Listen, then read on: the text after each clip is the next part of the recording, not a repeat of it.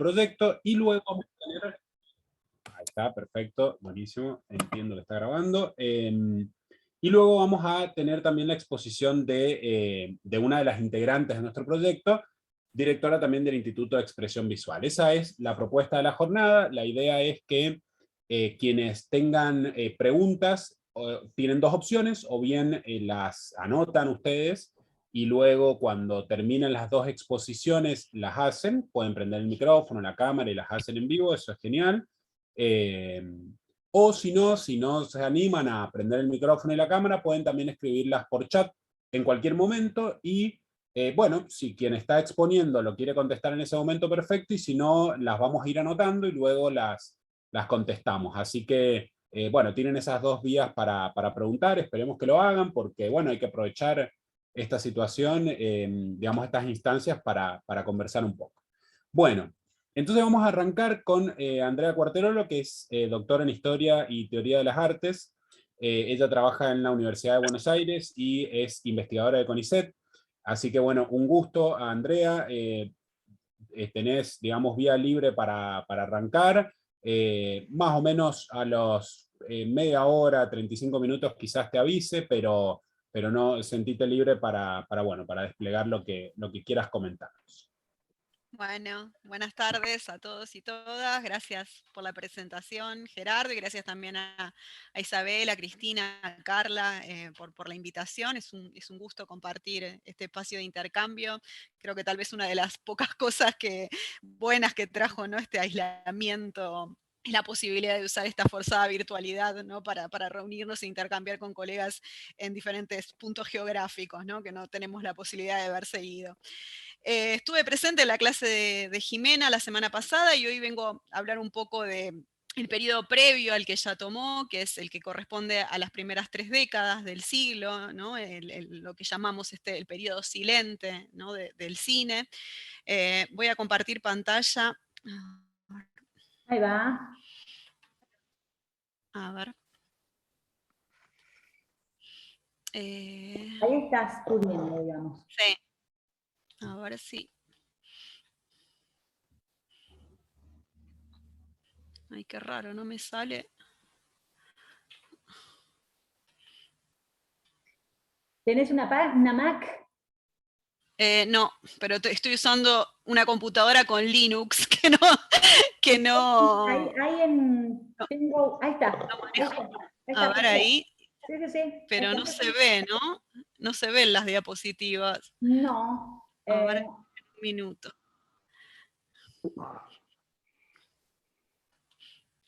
Voy a probar de nuevo. Si querés me las pasás y yo las voy, no hay problema, te va a concretar la proyección, si querés vos me pasás y yo las proyecto de ultimísima. Hasta el 2019, sí, creen no, en la timba, en la especulación financiera, creen en la toma de deuda de manera infinita. ¿Hay algún, acá voy a desactivar el audio? Noticiero.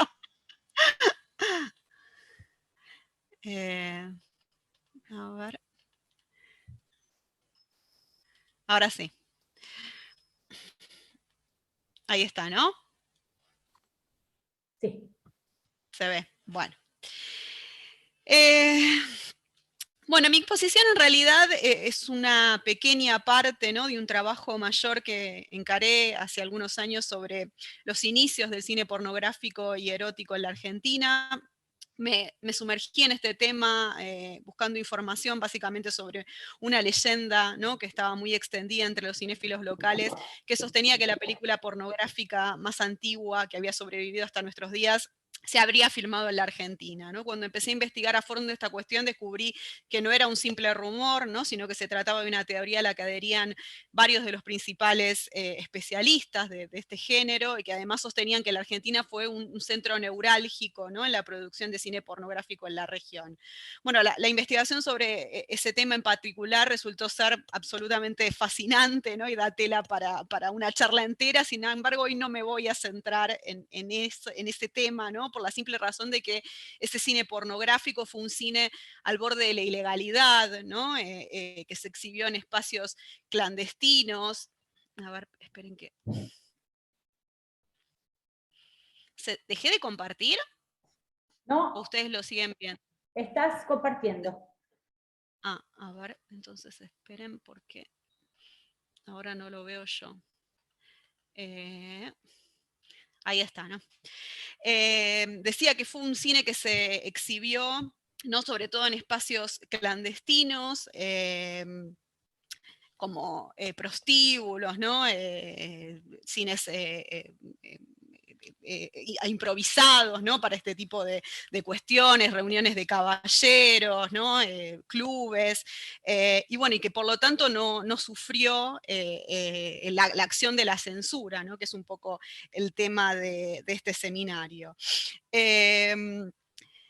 Entonces, bueno, para conectar con el tema del seminario, que son justamente las regulaciones en el cine, voy a abordar la segunda parte de esa investigación, en la que indagué no ya en el cine pornográfico, sino en el cine de contenido erótico, ¿no? Que sí trascendió esta clandestinidad de los circuitos prostibularios y alcanzó muchas veces a los cines comerciales con películas que, atenuando, ¿no? Esas temáticas y representaciones de lo sexual, se convirtieron en ocasiones en verdaderos éxitos de taquilla.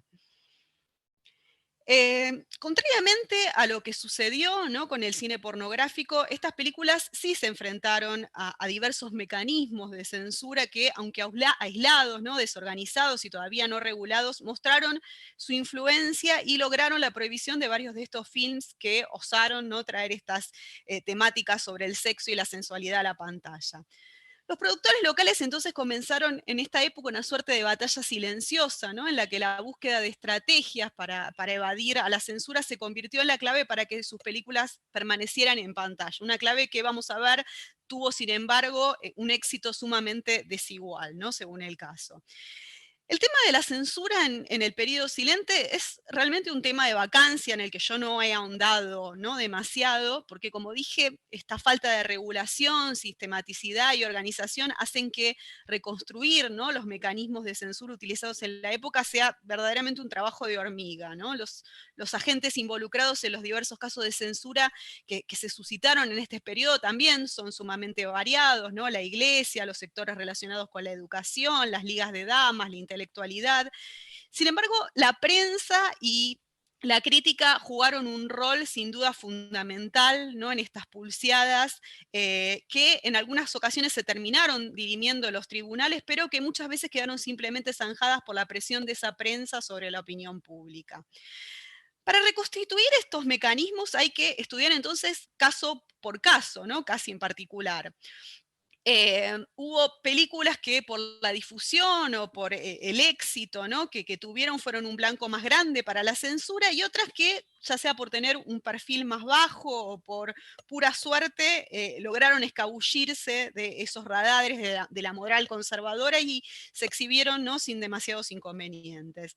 Sin embargo, lo que yo sí percibí en mi investigación, ¿no? Es que los productores y directores cinematográficos estaban muy conscientes, ¿no? De la posibilidad de que sus films fueran blancos de estos mecanismos de censura, que podían ocasionarles graves problemas financieros, ¿no? Si se terminaba prohibiendo la película en cuestión, ¿no? Por lo que en esa época se concibieron ya desde muy temprano, y sobre todo en este género en particular, toda una serie de estrategias para escapar, ¿no? De esa posible censura. Sin pretender ser exhaustiva, mi idea es hacer un breve recorrido, ¿no? Por algunos films emblemáticos que nos permiten detectar algunos de estos mecanismos de censura que operaron en la época, así como las estratagemas, ¿no? Que se idearon para evadirlos, a veces, como dije, con éxito y otras no. Me parece que hay de nuevo un micrófono. Voy a centrar... Sí. Por favor, si pueden apagar los micrófonos, yo voy a revisar acá a ver quién... Ah, acá está, listo. Ya lo tengo acá la herramienta para, para hacerlo. Vamos a censurar nosotros también. Sí, de una. Bueno, voy a centrarme sobre todo en la década del 20, ¿no? Que por varias razones fue la década de oro de este tipo de films, que a partir de la década van a llegar paulatinamente a un periodo de agotamiento, ¿no? Y si bien algunos de los films que voy a mencionar eran extranjeros, sobre todo alemanes, voy a focalizarme en los que más me interesan a mí, ¿no? Que son los que son de producción nacional, ¿no? Que además fueron con frecuencia los más castigados por la censura. Un dato curioso es que en una época, ¿no?, en la que eran verdaderamente contadas las películas nacionales o realistas, ¿no?, como se les llamaba a estas películas de contenido erótico en esa época, la que era muy difícil, ¿no?, que incluso las películas más comerciales tuvieran una distribución, ¿no?, por fuera de las fronteras nacionales, ¿no?, en países limítrofes, etcétera. Eh, estas películas realistas sí llegaron, ¿no?, a exhibirse, tuvieron una distribución transnacional, sobre todo en países limítrofes como Brasil. Hay una investigación muy interesante de un investigador brasileño que se llama José Ignacio de Melo Souza, que investiga justamente ese circuito comercial que hubo entre Argentina y Brasil, donde estas películas tuvieron asimismo sus propios problemas con la censura, ¿no?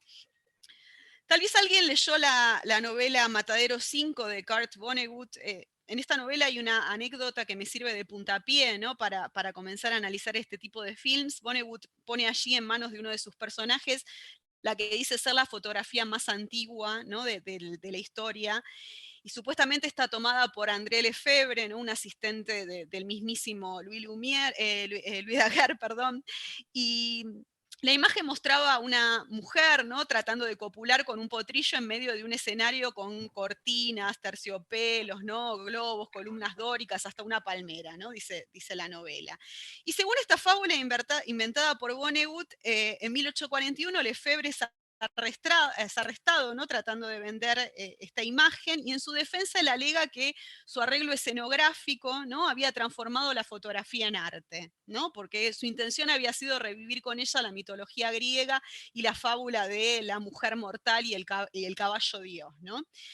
Y bueno, a pesar de esta ocurrencia, el tipo es condenado, ¿no?, a 6 meses de prisión y muere en la cárcel de pulmonía. Bueno, obviamente la anécdota es tan disparatada como falsa, ¿no? Esta fotografía no existió en verdad, pero tiene, sin embargo, un trasfondo de verdad, porque justamente la alianza entre lo erótico y el arte, ¿no?, y la alta cultura fue una de las coartadas más utilizadas por los cineastas de la época para enmascarar, ¿no?, estas temáticas sexuales de sus producciones y evadir la censura. Eh, Uno de los casos más interesantes en este sentido es el del film Mujer, tú eres la belleza, ¿no?, estrenado en marzo de 1928 en la ciudad de Rosario. El film fue presentado al momento de su estreno como una producción francesa e incluso se reprodujo en los diarios de la época, una supuesta crítica aparecida en la Revue Artistique, ¿no?, con motivo del estreno de esta película en París. Sin embargo, años después, el periodista y escritor rosarino Camilo Zacarías Soprani, que por entonces trabajaba como jefe de espectáculos del diario La Capital de Rosario y editaba además la revista especializada en cine, Cinema Star, y también fue uno de los cineastas más prolíficos de Santa Fe, ¿no?, que durante esa época fue como el segundo polo cinematográfico de importancia en el país. Bueno, Soprani confesó, ¿no?, ser el director de esta película compaginada, ¿no?, en base a diversos materiales fílmicos europeos, al que se incorporaron tomas rodadas localmente en el estudio de Soprani en Rosario. Y durante mucho tiempo el film se creyó perdido y solo se conservaban, ¿no?, de esta película algunos pocos fotogramas resguardados en el Cine Club Rosario, pero bueno, hace algunos años la conservadora fílmica Sofía Elizalde logró encontrar un rollo, ¿no?, que estaba en manos de un coleccionista local y lo restauró y lo digitalizó en la Cineteca de México, de manera que hoy contamos con mucha más información, ¿no?, sobre esta película. La misma Sofía publicó un artículo en Biomatografías que les recomiendo si quieren saber más de este hallazgo.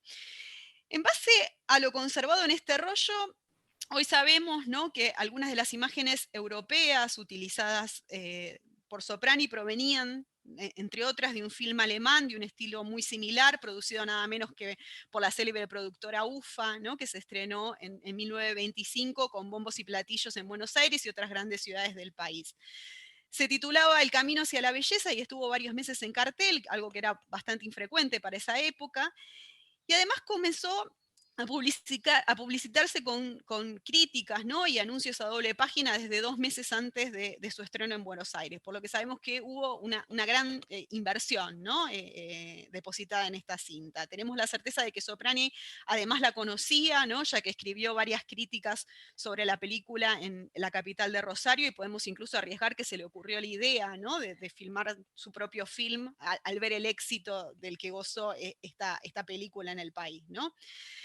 El día del estreno de Mujer, tú eres la belleza, el diario La Capital la describió como una producción extraordinaria de arte plástico en la que pueden admirarse las obras más geniales del cerebro humano que se exhiben en los museos extranjeros, además de 1000 mujeres de encantadora belleza que sirvieron de modelo en las academias de París para lienzos y estatuas inspiradas en motivos desnudos. Y bueno, en efecto el film alternaba, ¿no? Escenas documentales sobre la historia de la representación de la figura humana y la forma de trabajo de los artistas y sus modelos, con una abundante cantidad de desnudos, ¿no? Rodados en talleres de pintores, en playas de moda, en gimnasios y en el marco de un popular concurso de belleza que se llevó a cabo en Francia, ¿no? Y de acuerdo con el programa de Mano, ¿no? La película estaba destinado a todo aquel que endulza su espíritu con las más puras manifestaciones del arte en general, y sin embargo advertía que era inconveniente para menores, pues estos no sabrían discernir la pureza del desnudo natural y artístico, ¿no? Y decía que para aquellos amantes del arte que no se conformaran con contemplar la belleza del cuerpo femenino en pantalla, además, ¿no? Se presentaría en escena una modelo al natural de cuerpo escultural, ¿no? Que era algo bastante frecuente en esa época, ¿no? Que hubiera espectáculos con modelos vivos, ¿no? Antes de las presentaciones de cine. Y bueno, la conexión con la plástica y esta fingida afiliación francesa del film, ¿no? Parecen haber sido suficientes para apaciguar la censura, ya que fue habilitada, ¿no? Para cualquier salón de espectáculo y con limitación de propaganda artística por la Comisión de Censura de Espectáculos de la Municipalidad de Rosario, ¿no? La cinta logró recaudar cerca de 180.000 pesos, ¿no? Que dicen que multiplicaba por 10 lo que se invirtió, ¿no? En la realización, y repitió su éxito en Buenos Aires, proyectándose en el Teatro Apolo, ¿no? Nuevamente acompañado por cuadros vivos a cargo de una modelo que se llamaba Pola, ¿no? Que colaboró con Soprani en la dirección de estos diferentes tableaux vivants que se presentaron antes de la película. Ahora, distinta fue la suerte de otra producción estrenada ese mismo año que paradójicamente usó exactamente las mismas estrategias que este film rosarino, ¿no? La película en cuestión se llamaba Afrodita y estaba basada en una exitosa novela homónima del francés Pierre Louis, publicada en París en 1896 y que pronto se había convertido en una de las más leídas, ¿no? de su tiempo. La novela describía una serie de amoríos eróticos entre hetero y homosexuales, ¿no? de una cortesana de Alejandría, y había tenido además una adaptación a la ópera en el Teatro Colón de Buenos Aires tan solo 2 meses antes del estreno del film, con lo cual la conexión, ¿no? con la alta cultura estaba de alguna manera también garantizada por este hecho, ¿no? El film estaba ambientado en Egipto en el año 57 a.C. y narraba la historia de amor fallida entre Crisis, que era una cortesana vanidosa y seductora, y Demetrius, que era el escultor favorito de la reina. Y los avisos de la época lo publicitaban como la obra más sensual de la literatura francesa y aseguraban que revivía con lujo inusitado la antigua Grecia con todos sus vicios y refinamientos sexuales, que había despertado la admiración de todo el mundo por la belleza de sus desnudos artísticos y que era no apta para menores e inconveniente para señoras y señoritas. Al igual que sucedió con Mujer, tú eres la belleza, el film fue estrenado como una falsa producción francesa, ¿no? Dirigida por un ignoto director de nombre Pierre Marchal, ¿no? Pero bueno, lo cierto es que estaba verdaderamente dirigido por el argentino Luis Mogliavars, que seguramente todo el mundo conoce porque es el autor de Tango, ¿no? Que es la primera película argentina con sonido óptico, ¿no? Y pasó a la historia por eso. Bueno, Mogliavars reconoció la autoría de este film 45 años después de su estreno, ¿no? Sin embargo, antes de que Mogliavars asuma la autoría del film, ¿no? Ya aparecen en las revistas de la época ciertas pistas, ¿no? Como este aviso publicado al año siguiente que publicita otro film realista producido por la Unión Cinematográfica Argentina, la misma productora de Afrodita, y que dice: Afrodita, una de las películas de más éxito, ha sido producida por la UCA, muchos la creyeron extranjera, nuestra última producción, La llama del deseo, es superior a Afrodita, ¿no? Como que ya estaban diciendo, no, en realidad Afrodita se había hecho acá. A pesar de que su presupuesto debió ser bastante modesto, ¿no? Como la mayoría de los films de aquella época, la verdad es que Moglia Barth resolvió con solvencia, ¿no? las dificultades de ambientación a través de decorados realistas, ¿no? Fondos móviles, un uso expresivo de los fundidos encadenados que le dan al film una atmósfera onírica. Si alguno tuvo la oportunidad de verlo, es verdaderamente una rareza, ¿no? en el cine argentino esta película. Y Afrodita se convirtió inmediatamente en un suceso de público, ¿no? Las entradas se agotaron rápidamente y, según relata Moglia Barth, la misma productora hizo vender fuera de la boletería al doble de su precio real, ¿no? Los que se estaban quedando afuera. La crítica cinematográfica, sin embargo, le ignoró completamente, ¿no? Unos días después del estreno, la revista La Película publicó una nota, ¿no? que sin nombrarla se refería claramente a la película y que decía: parece que la llegada del calor trae aparejada la aparición de cuanta película pornográfica tienen atesorada en el archivo ciertas alquiladoras de menor cuantía. Salen como las vizcachas al amparo de las sombras, que en este caso son los cines de dudosa moralidad. Material nutritivo para sus exhibiciones de sensualidad morbosa. Estas películas hacen un daño grandísimo al cine porque obligan a las autoridades a propender sanciones penales y censura que redundan en perjuicio de todos los empresarios. Hacen daño porque dan pasto a la crítica cinéfoba, siempre alerta a dar el golpe de gracia al espectáculo cinesco. El calor trae aparejado varios males para el cine, pero el de las películas indecentes es el peor. Aunque el film incluía, ¿no? múltiples desnudos, lo cierto es que estaba lejos, ¿no? de ser pornográfico. Sin embargo, la nota de la película resultó tener un cierto tono de presagio, ¿no? Porque luego de este estreno triunfal, ¿no? que tuvo, no tardaron en alzarse las voces conservadoras, guiadas sobre todo por el diario católico El Pueblo, ¿no? que calificó al film como un espectáculo canallesco y degradante que avergüenza e indigna, impropio de una ciudad culta y que hace culpables a quienes deben velar por la salud moral de la población. Un conglomerado de escenas pornográficas asqueantes, un bochorno para Buenos Aires, un insulto descarado e irresponsable a la moral más elemental. La campaña emprendida por este diario logró, ¿no? su objetivo, ya que el film fue finalmente prohibido por el intendente interino Adrián Fernández Castro, y algún tiempo después la productora presentó una demanda a la municipalidad por daños y perjuicios, pero la disputa se prolongó durante años y finalmente concluyó en 1937 con un resultado desfavorable, ¿no? Y el film, bueno, no volvió a verse en Buenos Aires, pero sabemos que tuvo bastante éxito en el interior e incluso se exportó a Brasil, ¿no? Con lo cual habla también un poco de que los parámetros variaban, ¿no? incluso de una ciudad a otra. Si la vinculación con el arte y la alta cultura fue una de las estrategias más utilizadas por los cineastas de la época para evadir la censura, la otra gran coartada fue sin duda la ciencia, ¿no? En las primeras décadas del siglo XX, el flagelo de las enfermedades de transmisión sexual se convirtió en un verdadero problema, ¿no? de salubridad. La propagación de estas enfermedades estaba potenciada por el crecimiento acelerado de la población, ¿no? sobre todo masculina, y el consecuente aumento de la prostitución, e impulsó desde el higienismo toda una serie, ¿no? de propuestas sociales de carácter preventivo. Se inició entonces una importante campaña de propaganda que tenía su inspiración en Europa, ¿no? básicamente donde la Primera Guerra Mundial había provocado una propagación de enfermedades sexuales similar. Y hacia principios de la década de 1920 comenzaron a aparecer entonces una serie de películas profilácticas, ¿no? que le podríamos llamar, que intentaron llevar las enseñanzas de la ciencia a las masas. No sé si vino hoy Fernando Kirchner, pero acá le traje un par de avisos de una película profiláctica de este tipo que hizo su abuelo Mario Gallo en 1921, ¿no? titulada La sífilis y sus consecuencias, ¿no? que que hasta donde sé está lamentablemente perdida, pero bueno, quizás después si está acá en el público puede comentar algo más al respecto. Está por lo pronto Bueno. en la sala, así que ahí debe estar por contestar. Bueno, después hablamos entonces.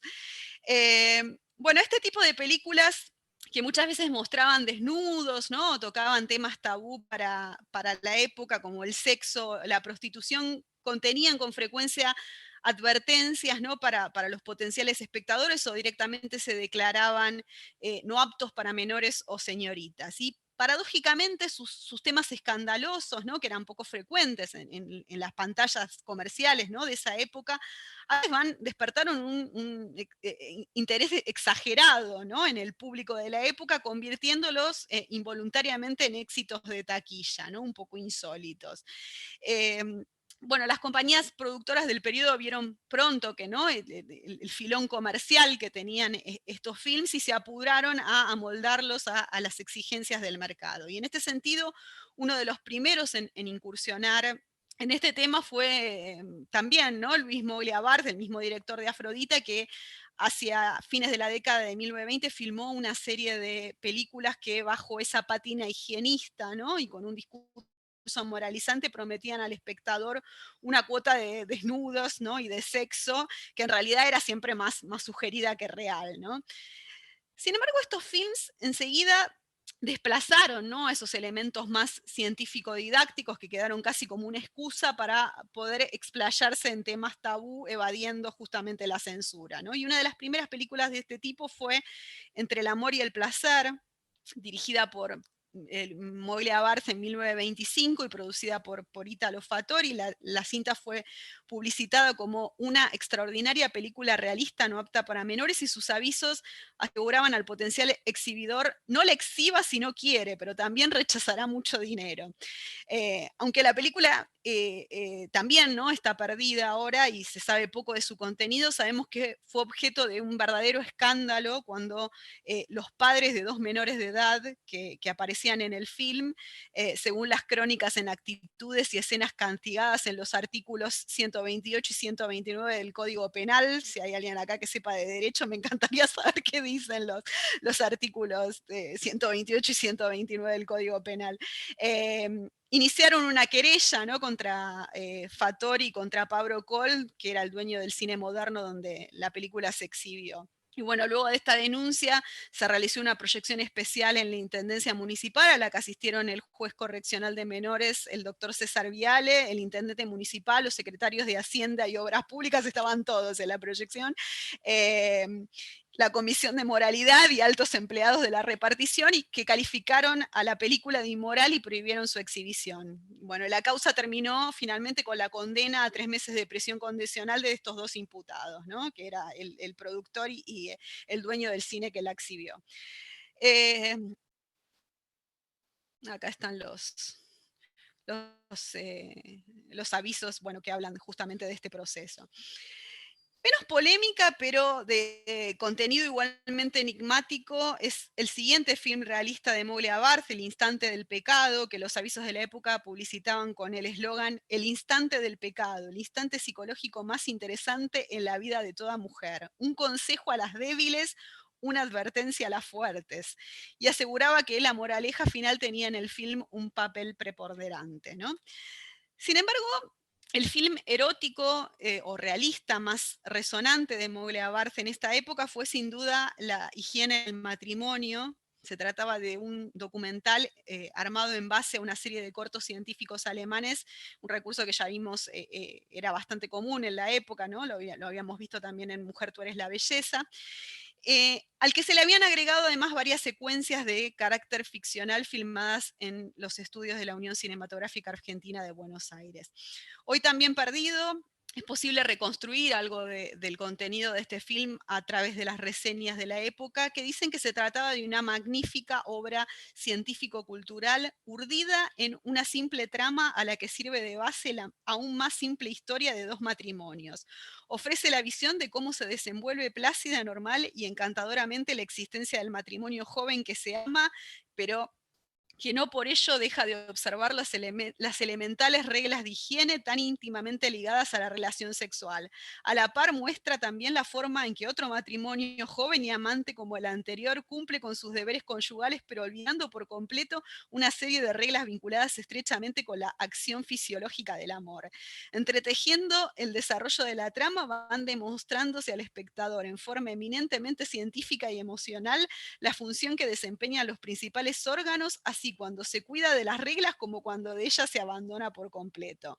Finalmente, el doloroso desenlace del matrimonio que olvidó por marchar por equivocada senda los principios de moral que en el amor existen, da la pauta de lo que puede traer aparejado el querer torcer los sabios designios de la madre naturaleza, mientras que el otro matrimonio que contempló y practicó las reglas del buen amor ve florecer en la prolongación de su idilio el poema de la vida hecho carne en un bello y robusto bebé, expresión suprema del cariño de dos seres. En síntesis, esta es una bella película que, si bien no debe ser vista por menores, debe en cambio servir de provechosa lección a toda persona de ambos sexos que aspire realmente a cumplir en el matrimonio con la bella y suprema luz le está destinada.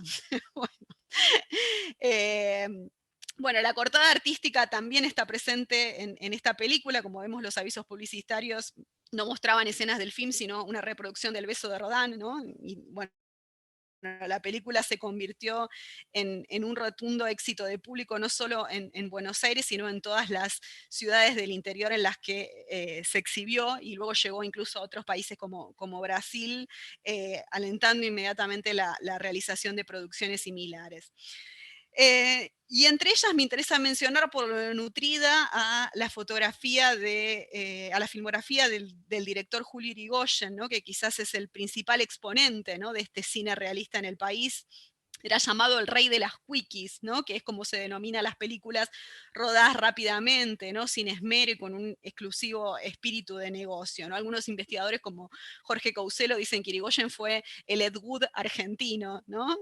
Lo cierto es que lamentablemente no se conservan, ¿no?, películas de él de este periodo silente, ¿no?, por lo que solo podemos intuir, ¿no?, la baja calidad que tenían estas películas. Y bueno, con títulos como Los placeres sexuales y sus consecuencias, La casa del placer, Amor prohibido, Los templos del vicio, Noches de lujuria o Traficantes de carne humana, Irigoyen se declaraba un verdadero luchador en pos de la educación sexual de los jóvenes, ¿no? En un aviso publicitario de su productora Buenos Aires Film, él aseguraba a los empresarios que exhibiendo sus películas obtendrían grandes réditos económicos a la vez que tranquilidad de conciencia, ¿no? Decía: se acabó la crisis, empresario amigo, exhiba en su sala nuestras películas realistas, todas ellas de temas valientes que a pesar de su crudeza no llegan jamás a las burdas escenas pornográficas. Nuestros propósitos son más elevados y el material que le ofrecemos de carácter realista son films seleccionados que llevan un fin noble que debiera ser el principio de una gran cruzada en bien de la educación sexual. Dedique un día por semana en su sala a estos espectáculos exclusivamente para mayores, que a más de ser una solución para los días flojos, hará una buena obra de bien de la humanidad y le brindará a su público un espectáculo moderno como se exhibe en las principales salas del mundo. Un fenómeno el tipo. Bueno, como dije, ninguna de las películas de Irigoyen sobrevivió, ¿no?, hasta nuestros días, y existe muy poca información sobre las características y contenidos de las mismas. Sin embargo, un breve anuncio publicitario de Los placeres sexuales y sus consecuencias, ¿no?, uno de los títulos más sugerentes de esta filmografía, nos puede dar una idea de los temas abordados, ¿no?, en este tipo de producciones pseudocientíficas, ¿no? Dice el aviso: película realista no apta para menores, que comprende una finalidad altamente científica, pues en su desarrollo se demuestra cómo y dónde se contraen las enfermedades sociales, cómo se curan y cómo se previenen, escenas de cabaret y de todo otro sitio pecaminoso con pasajes voluptuosos sirven de encabezamiento a la película, continuándola con tratamientos médicos curativos y preventivos, intervenciones quirúrgicas, presentación de tarados, heredos, etc. Si en un principio las temáticas escandalosas y los desnudos sirvieron, ¿no?, a los empresarios para competir con el avance cada vez más arrollador del cine sonoro, para mediados de la década del 30, el interés por los films realistas se fue extinguiendo, ¿no? Uno ve en muy claramente esto en las revistas, ¿no? Una nota titulada Films realistas, publicada en 1931 en el Heraldo del Cinematografista, da cuenta un poco del fastidio, ¿no?, que el gremio fílmico comenzó a observar por estos films, ¿no? Dice, cada exhibidor tiene derecho a encauzar su negocio como mejor le cuadre a sus conveniencias. Sin embargo, hay formas de trabajo que perjudican al gremio todo, y ya es archiconocido aquello del derecho propio termina donde comienza el de los demás. Los exhibidores que acuden al socorrido expediente de pasar películas pseudo realistas engañando al público, por cuando las estrictas reglamentaciones municipales se impiden pasar películas inmorales, que son las únicas que satisfacen al gusto del público de esa clase de espectáculos, posiblemente realicen un buen negocio, pero bastardizan el séptimo arte, lo desconceptúan ante todo el mundo, exponiendo al gremio entero a lógicas y justas reacciones de las autoridades municipales. Todos los años, con el advenimiento del verano, surgen como por generación espontánea una serie de cines ocasionales exhibiendo films no aptos para menores. Es de esperarse que en la actual temporada no se repita el manzano fenómeno. Las alquiladoras que suministran material a estas salas deberían considerar que las mismas, además de hacer una competencia desleal a los clientes de todo el año, denigran la producción y relajan el negocio. Bueno, los 30, además, la sistematización y el recrudecimiento de la censura, de los que ya, bueno, estuvo hablando Jimena en el encuentro de la semana pasada, va a hermanar, ¿no?, de alguna manera este cine erótico con el cine pornográfico, desplazándolo a circuitos al margen, ¿no?, de la actividad comercial, y cerrando, ¿no?, de alguna manera un ciclo para esta filmografía que, bueno, se movió, como vimos, a medio camino entre la lujuria y la alta cultura, entre el erotismo softcore, ¿no?, y la ciencia, y que sin embargo incluyó, como vimos, algunos de los films más curiosos, ¿no?, y originales de este periodo. Bueno, dejo acá, después si quieren hacer alguna pregunta. Bueno, buenísimo, Andrea, excelente. Vos sabés que ahí en el chat, Lucía, que forma parte del proyecto también, y que está en una temática similar desde el derecho a lo tuyo, ahí copió el artículo del código.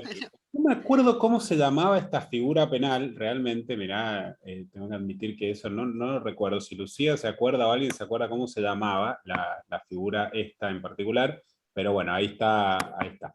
Bueno, buenísimo. Toda pregunta o comentario, si les parece, las reunimos en conjunto con las preguntas que se le pueda hacer también a Cristina, que bueno, que va a ser, como dije, la segunda expositora en esta jornada. Cristina Posleman forma parte de nuestro proyecto de investigación, aparte es la directora del Instituto de Expresión Visual, ella es doctora en filosofía, y bueno, tiene una larga trayectoria en temas de estética y filosofía política, y bueno, creo que va a ser un muy interesante aporte. Así que, bueno, Cristina, te escuchamos. Bueno, antes de empezar, por supuesto, quería agradecer y felicitar a las organizadoras, a los organizadores, y bueno, muy especialmente agradecer a Jimena, Andrea y Alejandro, que están compartiendo aquí el tiempo y su trabajo en este primer seminario, y felicitar también al grupo por el empeño, ¿no es cierto?, en forjar este grupo acá en San Juan, de investigación con mucho cariño, seriedad y perseverancia sobre todo.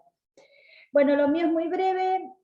Yo estoy en la etapa de búsqueda del material, que realmente me quedo extasiada de el impresionante archivo que pueden construir, y yo me quedo realmente alentada, eso me alienta, ¿no? Porque yo justamente estoy en la búsqueda del material que me permitirá ir puliendo, modificando una serie de hipótesis, ¿no es cierto?, que estoy considerando, ¿no? Y también me encuentro en un tren de pulir una cierta metodología que me permita hacer parangones o articulaciones entre la filosofía y la historia del cine, porque lo que veo mayormente es que la ensayística en general está inclinada hacia la historia, es decir, a sistematizar todo un gran archivo que se está conformando en estos últimos años, ¿no? Entonces, yo, como vengo de la filosofía, me arriesgo más a otro tipo de enfoques, para lo cual estoy, bueno, aventurando y arriesgando mucho. Me sumerjo directamente en mi presentación. Mi interés entonces no reside en los aspectos jurídicos de la censura, o del cine, o en el cine, sino en otro tipo de operación muy cercana en cuanto a sus efectos, que es la producción de disimetrías, ¿no? En lo que respecta a la construcción de civilidad o al lugar que le es dado a un grupo poblacional en función de una jerarquización y escala de privilegios asentada en el célebre contrato social, ¿no? Voy a compartir una pantalla, que ya la tengo acá. No sé si se está viendo. Sí, perfecto. ¿Listo? Bueno, entonces, mi investigación se apoya, por lo tanto, en una presunción relativa a las condiciones constitutivas del contrato social como base de la conformación de lógicas relacionales, ¿no? Que atraviesan nuestras sociedades, nuestras individualidades y, por supuesto, nuestros cuerpos. Una de las marcas de la violencia epistémica que es ejercida a la hora de mapear las poblaciones que se integran al contrato social o al contrato estético, en este caso es justamente la que indica el tratamiento ejercido sobre la población afrodescendiente y o afroargentina. Es en este punto donde se hace patente la condición racializante y racista, ¿no?, del pacto social. Esto que puede parecer no tan obvio, digamos, ya que se puede objetar que la violencia segregacionista ha sido efectuada diferencialmente o no, eso se verá, a las poblaciones originarias, a las mujeres. Con respecto a esto puede ser no tan obvio, ¿no es cierto?, porque se puede objetar eso, pero con respecto a esto, uno de los investigadores, es antropólogo que se llama Alejandro Solomiansky, escribe que los grandes relatos fundacionales se delinean recortándose contra o en contrapunto con masas o individualidades negras. Esta es una hipótesis muy provocativa, ¿no?, que remueve mucho lo sistematizado porque desafía una especie de suelo epistemológico que hasta el momento funciona perfectamente, ¿no? Voy a mostrar también, antes de seguir, un texto que me pareció también relevante, que ustedes lo vean, que es, y voy a aceptar también gente que sigue entrando, que es, un minutito, voy a dejar de compartir esto y voy a compartir esto otro, que es un texto de un grupo que, aparte del trabajo de Solomiansky,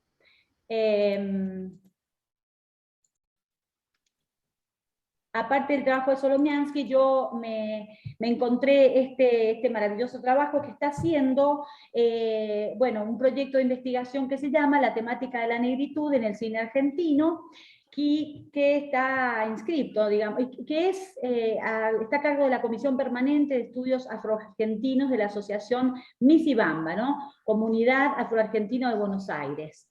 Este proyecto parte de una vocación, esto es una cita, ¿no?, de los mismos autores.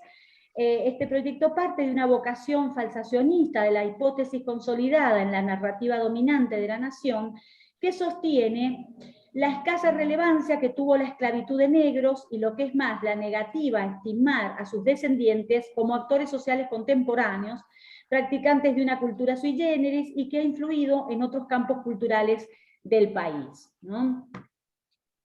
Entonces, esto es lo que yo encontré como la única fuente que está directamente articulada con mis intereses, ¿no? Entonces, de acuerdo a este enfoque y en la línea de Charles Mills, me interesa considerar que este contrato social es un contrato racial, ¿no?, siempre que postula el blanqueamiento como táctica fundamental de producción de identidad.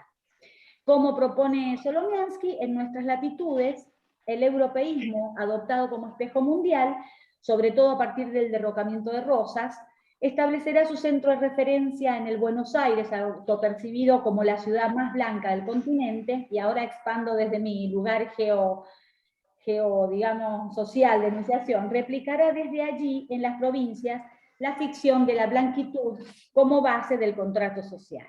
Y entonces me interesa investigar qué rol cumple el cine en esta producción de blanquitud, cómo se ha gestionado diferencialmente en un cine, y por supuesto el que podemos rescatar, y no solamente en el que podemos rescatar, estoy viendo ahora con las presentaciones de Andrea y de Jimena, bueno, justamente estrategias como para no restringir a lo que hay, digamos, y eso está muy interesante. Entonces, nos metemos de lleno en algunas marcas operacionales del sostenimiento de estas lógicas relacionales.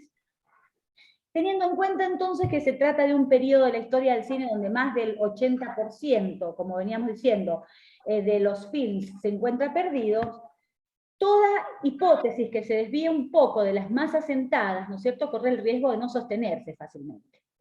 En este sentido encontré en la etapa que estoy llevando a cabo algunos casos como Amalia, de 1936, no voy a decir toda la ficha técnica de todas las películas, pues nos vamos a demorar en eso, donde se utiliza el blackface, tan común en el cine como me aclaró un evaluador, digamos, y que estoy agradecida con las opiniones de los evaluadores de un artículo que envié recientemente, que fue realmente gran ayuda. Bueno, como Amalia, donde se utiliza el blackface, tan común en el cine norteamericano a principios del siglo XX, en la que estos personajes son interpretados por blancos con la cara pintada de negro, ¿no? O Juvenilia, una película de 1943, en donde aparece una murga que el director prefirió utilizar sin ningún tipo de intervención, así que aprovechar la intervención de la murga, la intervención pública, la aparición pública de la murga, para filmarla, o Su mejor alumno, que ya está fuera del periodo que trabajamos nosotros, que es 1949. Eso es lo más a mano y lo que corresponde al periodo que nosotros estamos trabajando.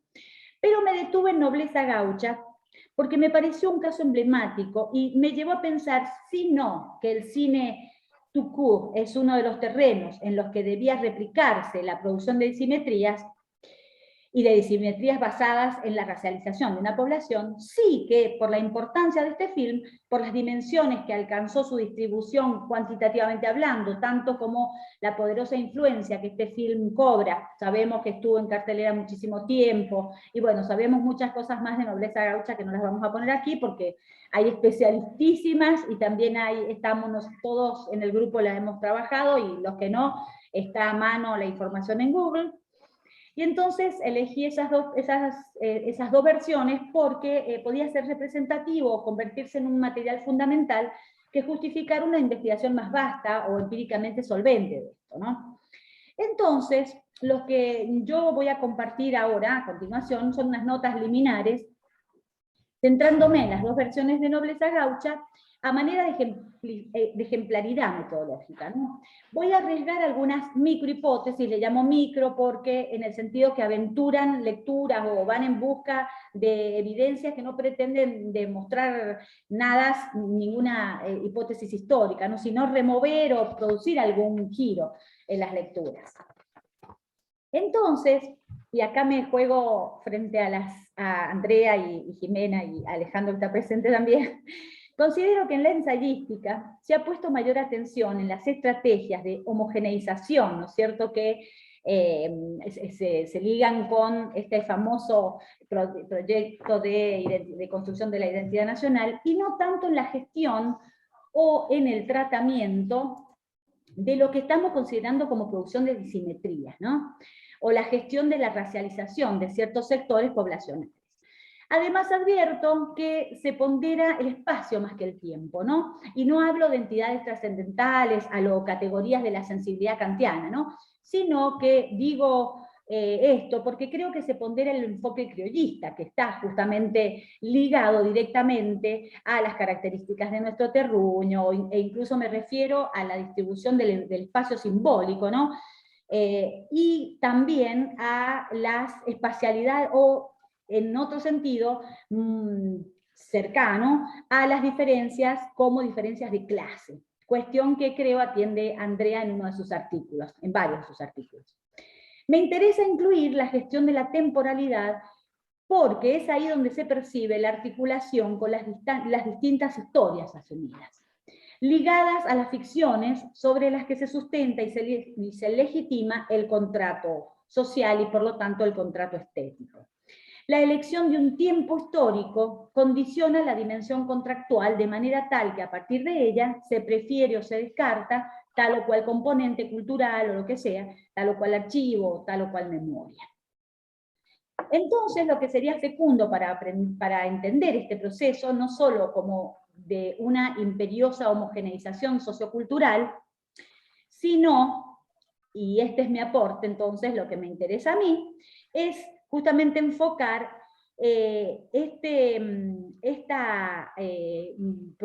digamos, la operación de limpieza del componente considerado indeseado. Es decir, tener en cuenta que para sellar el pacto no solo se apelaría al disciplinamiento social, sino a un siniestro programa, ahí hemos visto en la exposición de Andrea el disciplinamiento social, sino, y sumo a ese enfoque de disciplinamiento social, un siniestro programa de segregación e invisibilización racial. Y voy entonces ahora a compartir un minutito, las 6. No, perdón. Sí. Acá en esta cita, yo lo que hago es justamente apoyar esta consideración con una cita del grupo que acabo de aludir, que dice: organizaciones afro e investigadores han destacado que no hubo tal desaparición, pero sí un proyecto estatal de construcción de nación que desde mediados del siglo XIX conllevó la erosión, y la cursiva y la negrita de la palabra erosión es mía, ¿no? La erosión de la alteridad afro-argentina, la imposición de una narrativa oficial de blanquitud y la instalación de un sistema representacional y categorial acorde con esta. Entonces,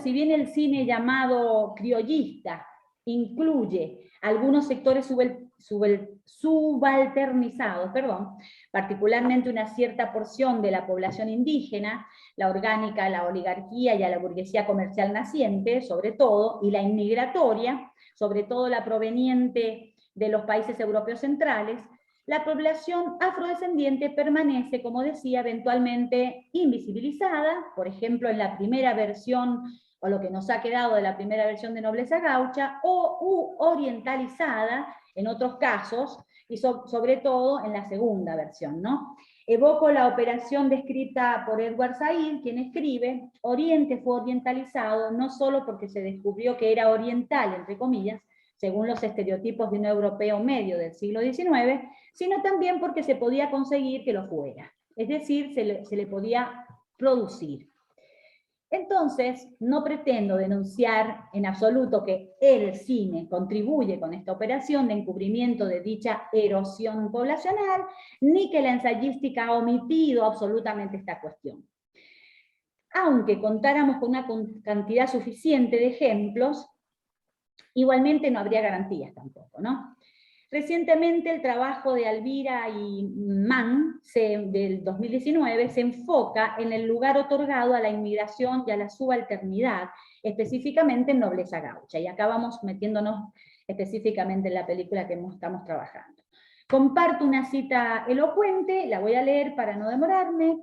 Dice: a pesar de ciertos esquematismos, en la película pueden constatarse las nuevas formas de sociabilidad, los vínculos y las alianzas que entretejen los grupos sociales subalternos en sus antagonismos con las clases dominantes, ya sea en los aspectos económicos como en los aspectos simbólicos, conformando yuxtaposiciones y mestizajes, como los casos de un gaucho criollo y un gringo inmigrante, que encuentran en el cocoliche un dialecto común para comunicarse, poniendo en cuestión la pureza de un idioma nacional español, al tiempo que sugiere nociones novedosas sobre lo que se interpreta por criollismo, en tanto un aspecto no esencialmente autóctono, sino pasible de hibridación. Según mi enfoque, ahí fin de cita, ¿no? Según mi enfoque, falta ahí, entonces podríamos expandir esa pasible hibridación, falta en este desarrollo, en estas presuntas juxtaposiciones y mestizajes, la incidencia de la afrodescendencia, y por lo tanto hay todo un capítulo de la historia del cine por revisar, ¿no? Las dos versiones del film Nobleza Gaucha, la del 15 y la del 37, patentizan marcas que sugieren la manera liminar en que la racialización de las subjetividades y la consiguiente configuración segregativa de las relaciones sociales se constituyen en factores principales de la gestión del denominado proyecto de identidad nacional. Me animo a lecturas mayoritarias, me animo a desafiar estas lecturas que aludí recién, que han priorizado las genealogías de los gauchescos y del criollismo, y cómo éstas se articulan con la construcción de la imagen pampeana, ya sea en contraste como en proyección, con la imaginería citadina en cierne. E incluso me gustaría entrar en conversaciones con, Andrea y Elina Trencini, que es otra ensayística que hemos trabajado mucho nosotros acá, quienes han enfocado estas articulaciones desde un enfoque que atiende también a las diferenciaciones de clases, sobre todo a la diferenciación de clases. Volver a Nobleza Gaucha en sus dos versiones me parece relevante porque el hecho de la reversión del primer éxito comercial argentino no solo corrobora la modalidad ocultadora de la racialización, sino que la reconfirma a través de una pretendida mitigación, entre comillas, que se concreta en la minúscula operación de incorporación de un sirviente negro, afrodescendiente. Voy a compartir la escena de la segunda versión de Nobleza Gaucha para recordarles la escena y si no la han visto para que la vean. Voy a demorarme un segundito porque tengo que ir a hacer un despiole. Espérense un poquito.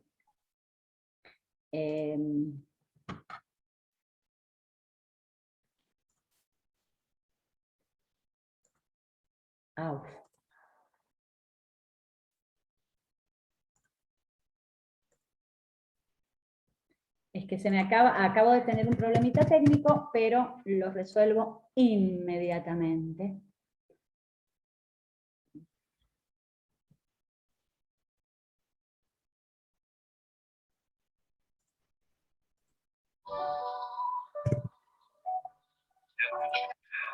Ahí voy a lo que quiero compartir y comparto. Un segundito. Hasta justo.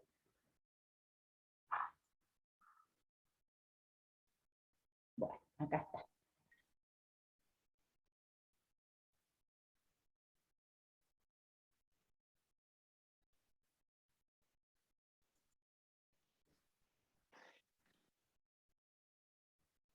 Señor general, esa escalera no camina. No, entonces...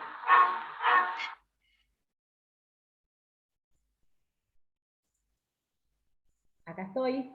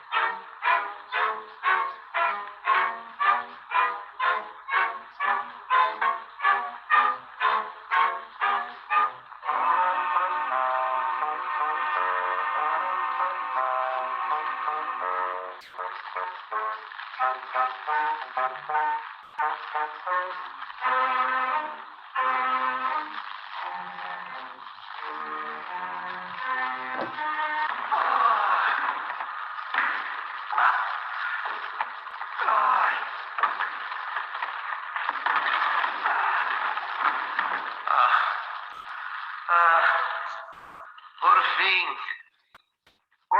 hemos llegado a lo alto de la montaña.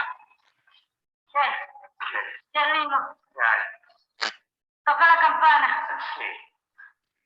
¿Dónde está la campana?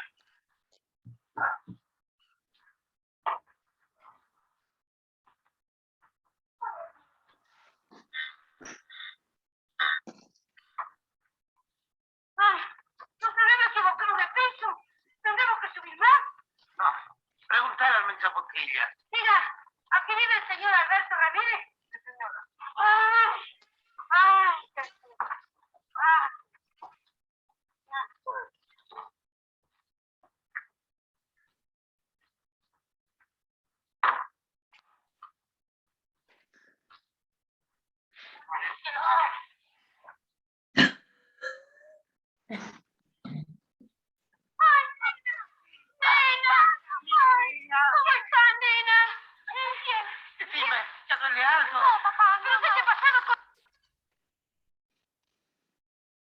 Bueno. Entonces, algunos, por ejemplo, este evaluadora de esta revista que me interesó tanto su respuesta, pondera positivamente la inclusión del joven afrodescendiente, dice, y me dice en el informe. El afrodescendiente, en cambio, es claramente un personaje integrado a la modernidad que no comparte esta ignorancia de las costumbres urbanas. Si efectivamente hay una escala jerárquica entre inmigrantes, esa jerarquía se da, a mi parecer, dice el evaluador o la evaluadora, en el sentido contrario propuesto por la autora que soy yo. O sea, mi hipótesis es la contraria a esto, que esto se pondera como una inclusión, ¿no es cierto?, una visibilización. Yo no deseo entrar en disputa de si quién tiene razón o no, sino justamente es revisar cómo se incorpora, en qué condiciones, tanto relativas al guión narrativo como a cierta orientalización, ¿no es cierto?, a través de la inclusión acrítica, incluso pintoresca, de su posición en la configuración de las relaciones laborales, ¿no? Entonces, les doy un poco de data para poder comprender mínimamente la escena. Es de la película del 37. Juan ha ido a rescatar a María a Buenos Aires, secuestrada por el patroncito. Ahí no aparece Juan, ahí aparece don Genaro y la capitana, que lo han seguido, ¿no? Han elegido las escaleras justamente como un signo de conservar sus hábitos, ¿no? Y para subir hacia el lugar donde está el patroncito en la ciudad, ¿no es cierto? Subir, eso también es muy importante, y donde supuestamente se encuentra escondida la María, digamos. Los recibe un sirviente entre comillas, un mayordomo, un sirviente, no tengo datos todavía para poder ver cómo podríamos denominarlo, ¿no? La cámara sigue al personaje que emerge en el cuadro como si apareciera de la nada. Nunca hay otro signo, solamente esa aparición, y se acerca a la puerta ataviado con un estricto uniforme blanco, para resaltar por supuesto el contraste, y efectuando una rígida gestualidad que llega a conformar una suerte de coreografía tosca, corta y adecuada al rol.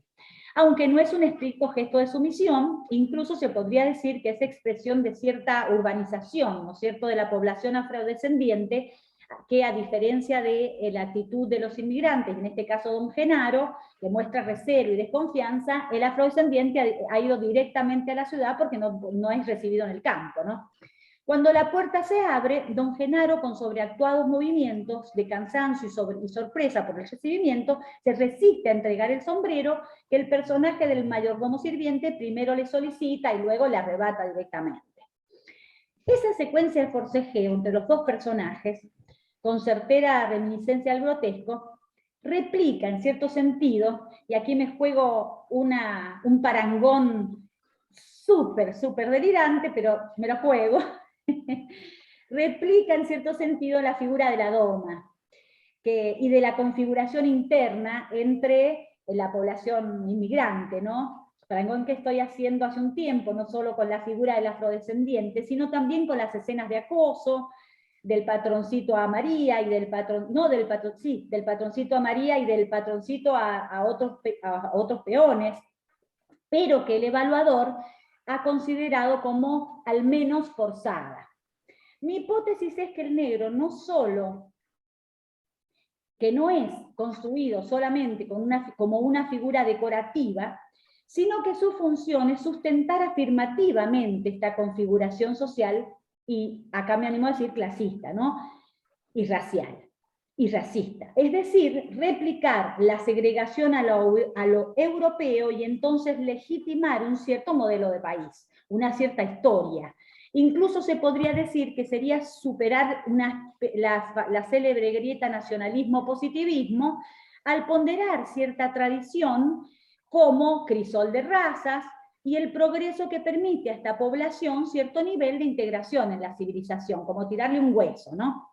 Yo considero que lo que se produce allí es un énfasis de la ambigüedad de estas tácticas de producción o configuración de relaciones sociales que, por un lado, se asientan en un paternalismo clasista que se explica en el solo hecho de ser incorporado el joven afrodescendiente, mientras por el otro muestra la segregación o racialización del trabajo, ¿no? de las circunstancias laborales. Por un lado, el país se abre a los inmigrantes, por otro, el afrodescendiente es puesto como un objeto actualizador, podríamos decir, de las relaciones sociales para hacer más completo el cuadro. Por un lado, se transita el tiempo de la modernización inclusiva a lo Homero Manzi, ¿no? Porque está escrito que Homero Manzi pretende modernizar en la segunda versión Nobleza Gaucha, y por otro se deja intocada la dimensión racial colonialista constitutiva de la modernidad europea. Para terminar, y dejar un poco así para la conversación todo esto, cuando hace un tiempo, bueno, justamente recibí la evaluación, que quedé flasheada, la devolución fue que mi hipótesis no llegaba a buen puerto porque era imposible demostrar esta inherencia entre el pacto social y el cine, en cuanto a su condición racial, ya que se trata de un periodo del que ha desaparecido más del 80% del material, y que con solo unas escenas no puede sostenerse una hipótesis tan amplia. Por supuesto que esto me hizo pensar en la desproporción de la hipótesis con respecto al material, ¿no es cierto?, trabajado. Pero también me hizo pensar, ¿no? Y aquí hago estas preguntas para dejarlas palpitando. Y si aventuramos que justamente la poca cantidad de escenas con la que se puede decir algo sobre el tratamiento de la problemática de la negritud o de la condición afroargentina lo dice todo, y si justamente es porque no contamos con ningún material contundente, que se puede pensar que este grupo poblacional ha corrido con éxito para sus archivistas liminares, ¿no?, el destino de ser segregado efectivamente. Bueno. Buenísimo, bueno, Cristina, genial, muy bueno. Bueno, ahí se entabló, me parece, un diálogo también entre Andrea y Cristina. No sé si querés, Andrea, empezar por ahí, hacer algún comentario, por las referencias que ha hecho Cristina a tus textos previos. Y si no, si alguien quiere hacer una pregunta a cualquiera de las dos expositoras, prender el micrófono o bien por el chat, quedamos abiertos. Y están invitados a animarse.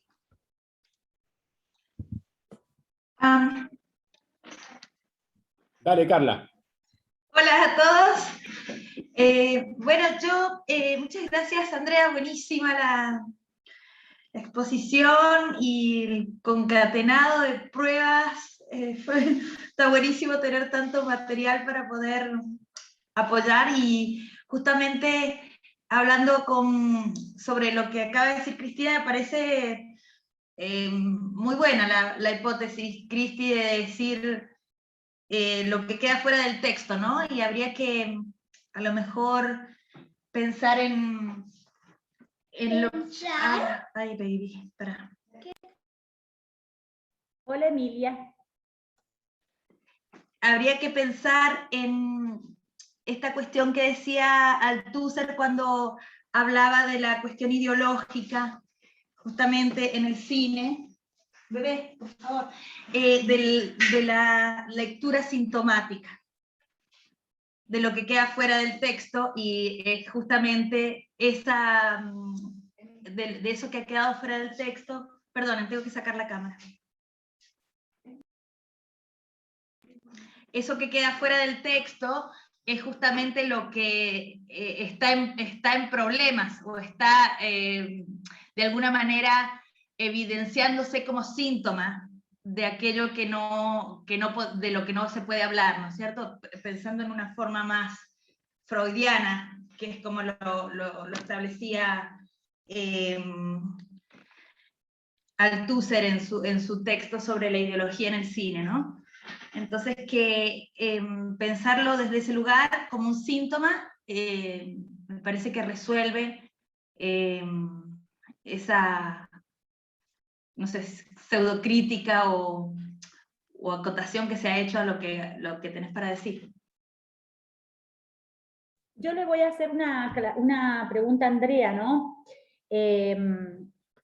me pareció impresionante ese increíble volumen, ¿no es cierto?, de material, ¿no? Y realmente voy a pedir sincera ayuda para poder relevar justamente datos en los periódicos y qué sé yo, sobre los datos que hay son obviamente las propagandas famosas, ¿no es cierto?, con los negritos puestos ahí, ¿no? Eso es lo único que hay, según mi parecer. Por ahí, con respecto a la articulación entre cine, diríamos, y la población afrodescendiente, bueno, los datos que se están manejando son los de este grupo, que están fantásticos, ¿no? No ha sido todavía trabajado analíticamente, o sea, no hay un análisis, solamente están sistematizando los datos, y yo les puedo mostrar ya mismo, sin ninguna demora, que, no, sí, va a haber una demora, porque no lo tengo acá, más vale no.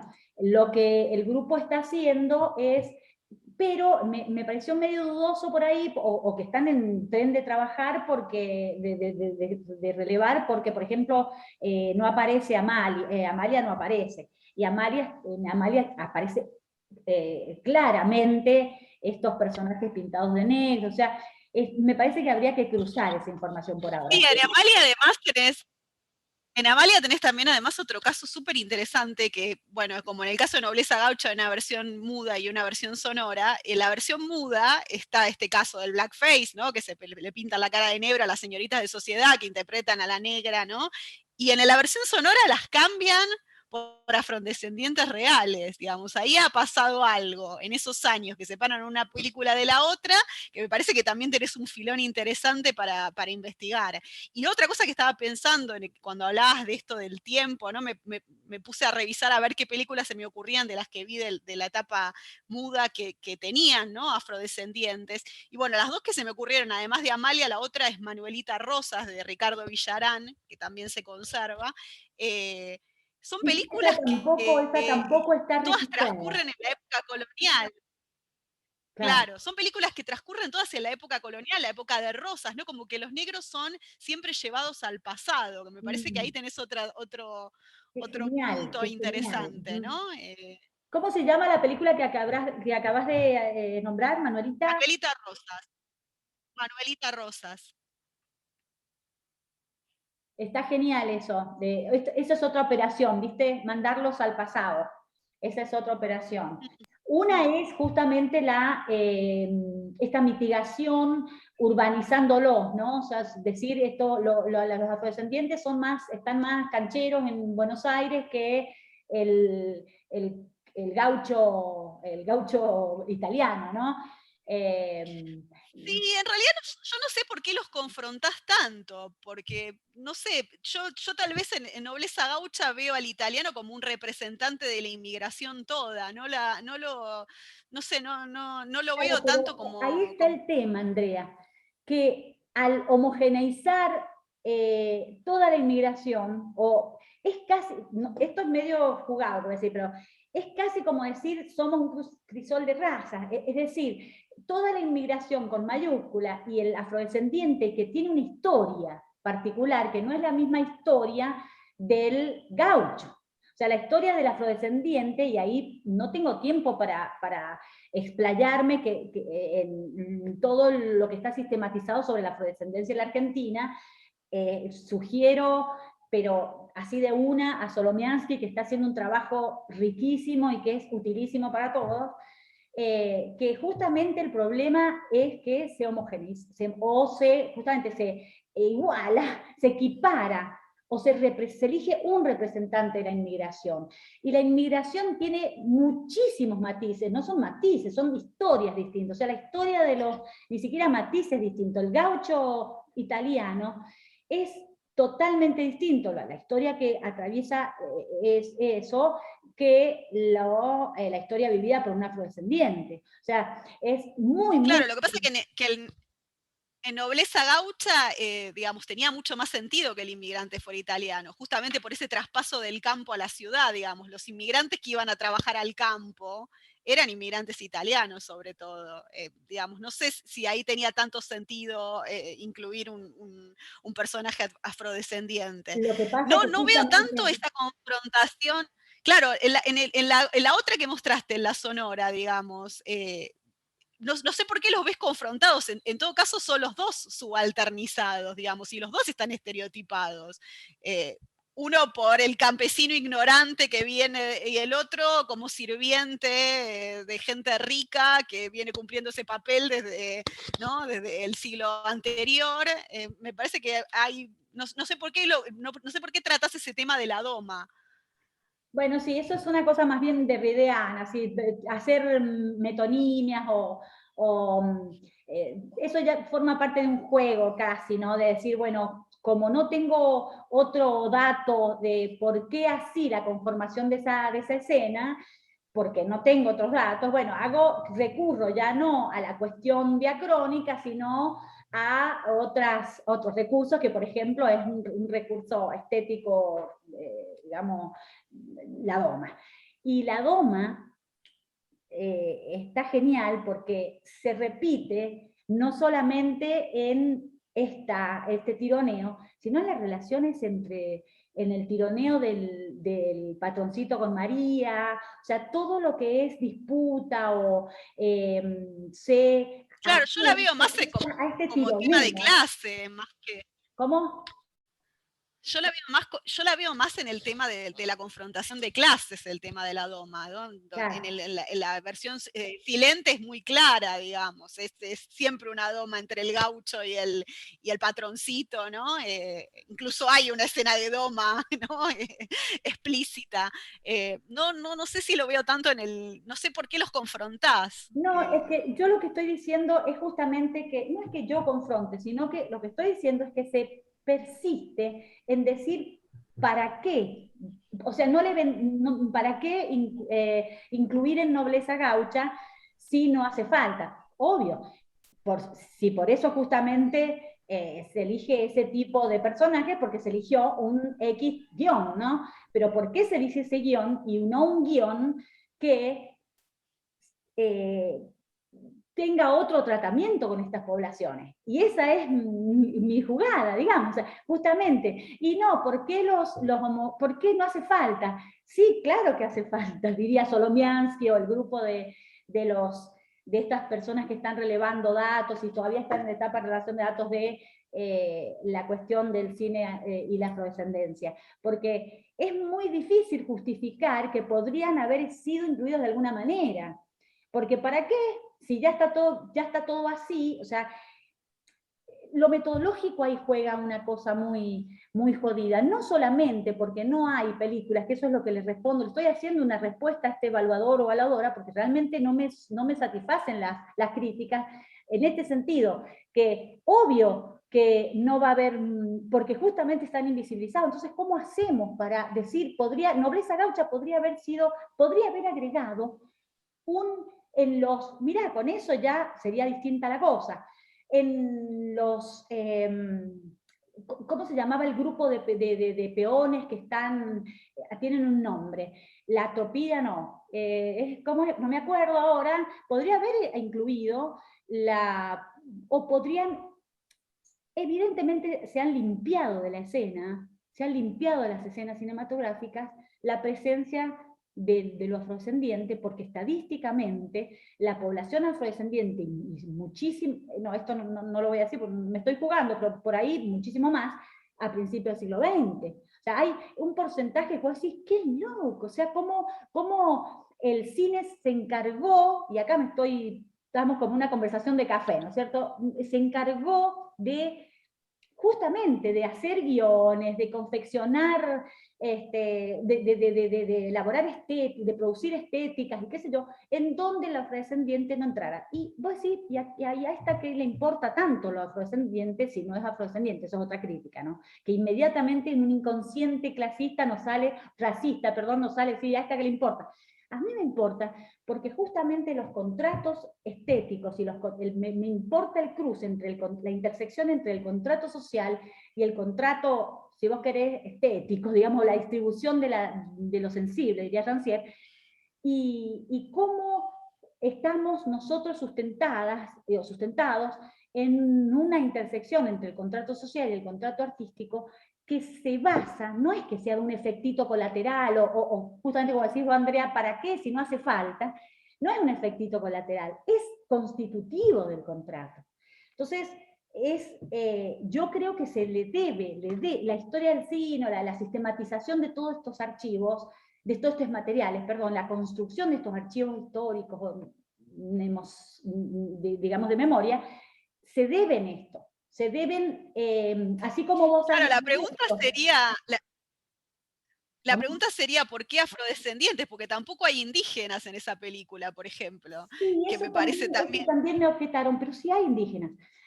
Fíjate vos que indígenas, entre comillas, a un porteño le parece uno con plumas o uno bien, pero fíjate los rostros, y el morocho es un indígena, o sea, el morocho, fíjate en la famosa tropilla de peones, no sé cómo se dice el conjunto de peones, no me acuerdo, pero vos ves los rostros y se han encargado, sobre todo en Juvenilia, y en Juvenilia está, pero en Juvenilia hay una escena, no me traté ahora, porque no tuve tiempo realmente de traer al análisis escrito, ¿no? Pero analizando Juvenilia hay un grupo de estudiantes del Colegio Nacional que hacen travesuras y qué sé yo, y entre ese grupo de estudiantes hay gente del interior, ¿no es cierto?, entre comillas, que los orientalizan totalmente, los hacen hablar así, como los hacen hablar así, como qué sé yo, y son todos morochos, o sea, no hay un rubio del interior, son todos morochos. ¿Y de dónde viene ese morocho? Ese morocho, para un... Bueno, también pueden ser mestizos. ¿Cómo?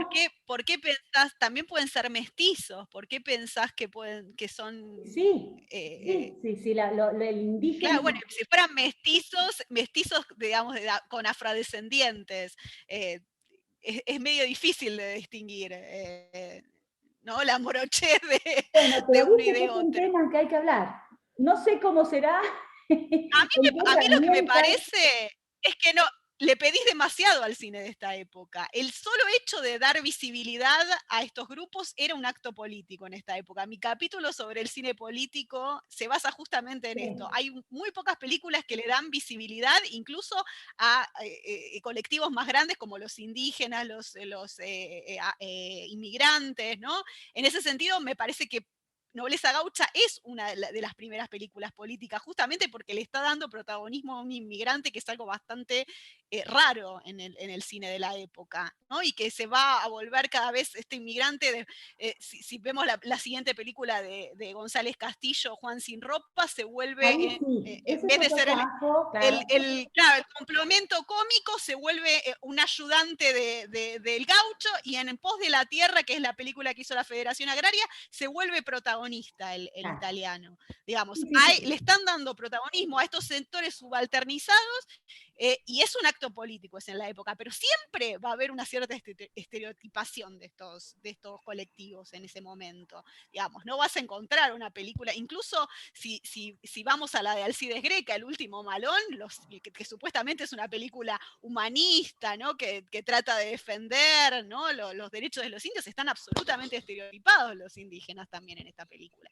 Digamos, es también pedirle algo al cine de esa época que el cine de esa época no podía dar todavía. Me parece que... está bien, sí. No sé. Habría que ver. Ahí hay varios comentarios en el chat que no sé si les gustaría hacer alguna referencia, Cristina y Andrea, que está muy interesante la charla, realmente muy, muy interesante. Perdón, no sé el nombre de pila de F. Krigmar, Fernando. Fernando, vos has pedido la palabra, si querés hacer alguna consulta. Dale. No, en relación, digamos, a esta polémica, me parece, digamos, que ya para la época que surge el cine, ya, digamos, el enemigo del orden establecido no era ni el indio ni el negro, que habían sido de alguna manera derrotados o sujetados por esta oligarquía. Creo que eso es lo que muestra el fragmento que vimos, ¿no? Negro tipo tío Tom, ¿no? Ya integrado a la familia, más allá que acá en la Argentina en general, a diferencia de los lugares de economía de plantación, siempre tuvieron bastante peso en las tareas domésticas, los aborígenes, los negros, y muchos de ellos también en otras tareas, pero no con la masividad que en Bahía o en lugares donde, o en Cuba, donde se llevó, digamos, grandes contingentes de población para la cuestión económica y terminaron siendo la población Fernando, ahí dominante te también. refuto totalmente. Eso es un prejuicio nuestro. Léete las estadísticas. Yo ya mismo voy a compartir pantalla hay varios artículos sobre esto, sobre todo de Alejandro Solomiansky, que te presenta las estadísticas y vos te caes detrás, te digo, porque hay una estadística, digamos, borrada de una gran bueno, pero escúchame importancia una cosa, en 1910 probablemente hubiera muchísimos afrodescendientes acá, pero había 1 millón de italianos en Buenos Aires, había más italianos en el censo de 1910, ¿no? Más italianos que argentinos, que nacidos en Argentina. Entonces es lógico que, digamos, esa cuestión de peligrosidad se trasladara de otras etnias, como dijo ella, a los pueblos originarios que habían sido derrotados en la campaña del desierto y estaban en una situación de mucha debilidad, o los afrodescendientes, que no, digamos, constituían en ese momento un peligro organizado, contra, por ejemplo, en 1910 se editaban en Buenos Aires 8 periódicos en italiano anarquistas, diarios, ¿entendés? Entonces, por eso yo cuando empecé a investigar esto de lo de Mario Gallo, y vi que el tipo terminaba la película de la Revolución de Mayo con el Viva la República, ese digo, bueno, este es un chabón que en ese 1910 se está tratando de identificar con la argentinidad, porque hay toda una onda, expulsemos a todos estos gringos anarquistas, y que yo creo que les daban por el lado de la brutalidad o que eran del campo, etcétera, pero creo que lo que estaba encubierto, no sé, alguien nombró ahí a Althusser, lo que estaba subyacente, lo que estaba, digamos, de alguna manera como subtexto, era el tema de la peligrosidad política de toda esta horda de gente que venía en muchos casos rajados de Europa por las ideas o por conflictos de clases y sociales, ¿no? Entonces, creo que en ese sentido ya no era percibido el negro como el peligro para la clase dominante, era el inmigrante y particularmente el inmigrante proletario, que fue el que armó todos los despelotes en la década del 10, del 20, del 30, que tuvieron que ver también con la Semana Trágica, con la Patagonia Rebelde. En esa misma película, si querés, tenés ahí el famoso crisol de razas ahí, alemanes, pero lo que los unía era la ideología, ahí era claramente todo anarquista. Claro, pero ahí yo creo, Fernando, que la diferencia está en el peligro de revuelta que tiene el anarquismo en ese momento frente a lo que trastoca de la narrativa de la blanquitud. Creo que esa sería la idea de Cristina. O sea, el problema principal, en todo caso, de la negritud en Argentina es que rompe con un esquema narrativo en particular. Creo, si no entiendo mal lo que postula Cristina, viene por ese lado, no en el peligro de la capacidad de movilización que tenía en ese momento el anarquismo. Son como dos formas de atentar con la seguridad del Estado de manera distinta. Una en los hechos, digamos, de hacer una protesta, y en la otra es de destruir una narrativa.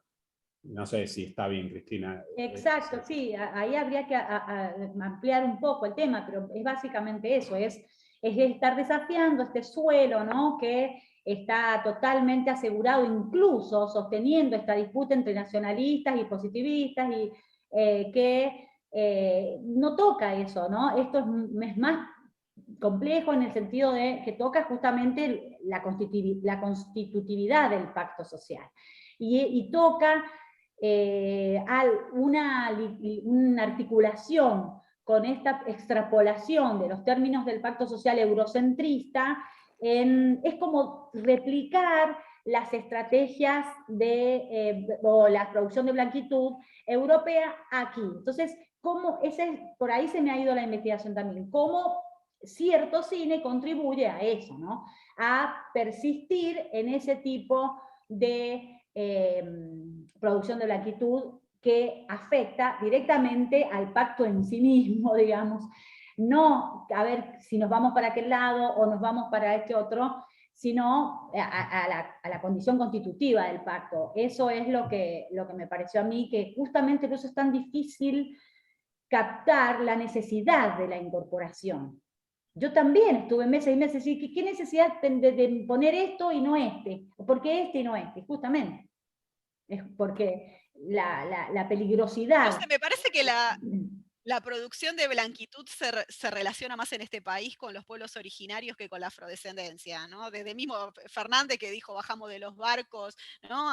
Ahora tenemos ese relato de que bajamos de los barcos y se invisibilizó, me parece más esa población. No sé. Sí, pero eso no quiere decir que no se haya invisibilizado previamente la población negra.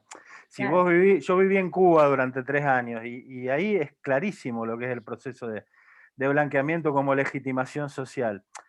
Incluso en una sociedad muy igualitaria, donde hay negros prácticamente en todos los puestos de dirección de empresas, de ejército, etc., vos tenés, digamos, a nivel de la base social, la gente de la calle, una serie de divisiones que, viste, el jabao, el mulato oscuro, el mulato claro, el negro petróleo, o sea, hay como 22 categorías que en 3 años no las llegué a aprender todas, ¿no? El haitiano, el negro congo, el carabalí, o sea, hay, digamos, ahí, y casarse con alguien más blanco y tener hijos más blancos es como un mandato que está bien visto socialmente, ¿no? Y estamos hablando de una sociedad en la cual hace 50 años que hay comunismo, o sea, hay socialismo, hay una cosa bastante igualitaria de un Sí, nivel no, de el tema de cultura que la acá sería producción de blanquitud impensable. es complejísimo. Es complejísimo. Perdón que te Es interrumpa. complejo. Lo que pasa, yo creo que, digamos, justamente la gran disminución y lo que dice Andrea, que acá el problema no es el negro, sino el negro de mierda, que es, digamos, el indio y el mestizo, digamos, ¿no? Digo, para las clases dominantes, porque el otro sí, realmente se invisibilizó, fue, digamos, masacrado en las guerras de la independencia, fue masacrado también con la peste, digamos, la fiebre amarilla, y tuvo, digamos, una paulatina desaparición. No sé si se fue blanqueando o lo fueron matando, fue muriendo, se fue yendo, digamos, qué sé yo. En Uruguay, A ponele, mí me parece que la narrativa va en ese lado. El negro es algo del pasado, me parece. Por lo que pienso de las películas, siempre lo trasladan al pasado, digamos. Sí, Me me parece que parece ahí está muy, la muy narrativa, sugestiva el foco del... está muy buena. Bueno, miren, yo solamente porque se nos está yendo el tiempo, no quiero, para justamente, bueno, hacer ver también el trabajo de toda esta gente que está laburando en esto.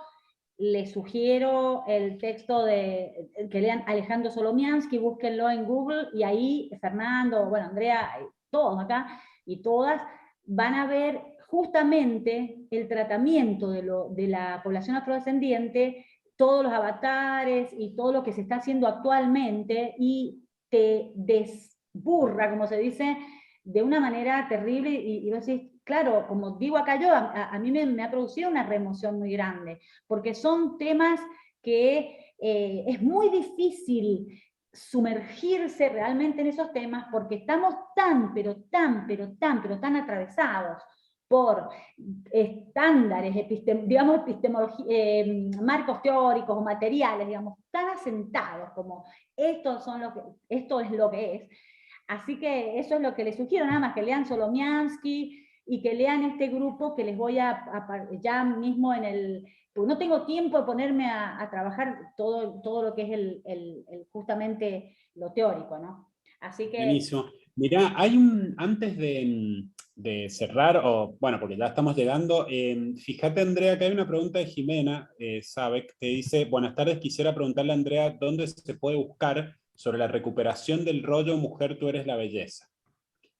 Hay un artículo en realidad no fue el Cineclub Rosario, sino Sofía Elizalde, que es una conservadora audiovisual que encontró este rollo y lo restauró en México, y hay un artículo en Biomatografías, la revista que dirijo, que habla justamente sobre este hallazgo, así que lo pueden ver, si no me equivoco es el número 4, creo, pero está online, así que lo pueden buscar.